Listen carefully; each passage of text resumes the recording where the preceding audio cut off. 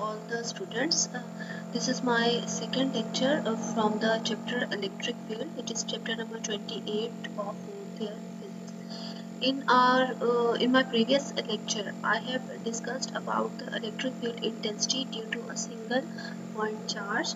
Now, in the next lecture, which is in continuation with the first one, I shall discuss about electric field intensity due to many point charges, which means that due to n number of point charges, let us move towards finding the electric field intensity due to many point charges. Suppose there are n number of charges which are q1, q2, q3 up to so on, and this will go up to qn. These are n point charges. In this diagram, q1, q2, q3 up to so on, qi can be any number of charge, and this will go up to qn. E1 is the electric field due to Q1, E2 is the electric field due to Q2, E3 is the electric field due to Q3, and EI is the electric field due to charge QI, and EN is the electric field due to this charge QN. We are interested in finding the electric field intensity due to all of these charges at point P. So at point P, Q1 is at a distance R1. From point P, Q2 is at a distance R2, and from this point Q3 is at a distance R3. So Qi is at a distance Ri and Qn is at a distance Rn from point P. Now there are some steps for finding electric field intensity due to many means n point charges. First of all, we must calculate electric field intensity at a field point. Field point means the point at which we want to find electric field intensity due to each charge separately. This field point is marked as the point P in the diagram, which is given in the previous slide. Second one, calculate the total electric field intensities by taking the vector sum of the intensities of the individual point charges. And third one, E1, E2, E3 up to so on, En are the electric field intensities at the field point due to the point charges Q1, Q2, Q3 up to Qn respectively.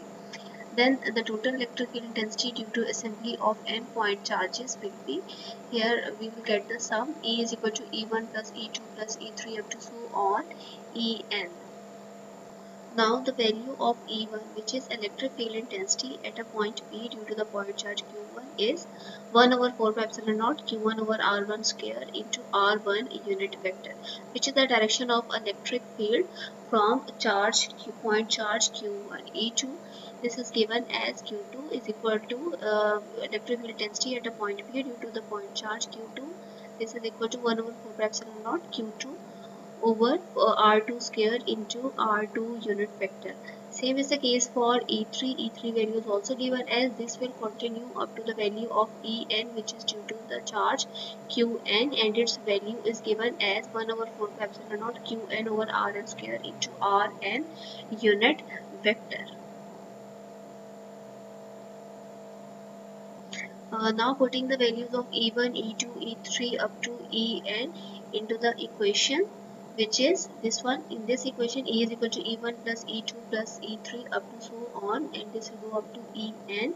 Then we shall have E is equal to 1 over 4 pi epsilon naught Q1 over R1 square into R1 unit vector plus 1 over 4 pi epsilon naught Q2 over R2 square into R2 unit vector up to 1 over 4 pi epsilon naught Q3 over R3 square into R3 unit vector up to so on, and this will go up to 1 over 4 pi epsilon naught Qn over Rn square into Rn unit vector.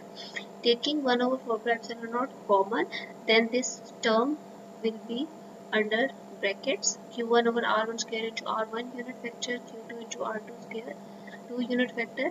In the end, we will get this value 1 over 4 pi epsilon naught Qi over Ri square into Ri unit vector. This is with a summation.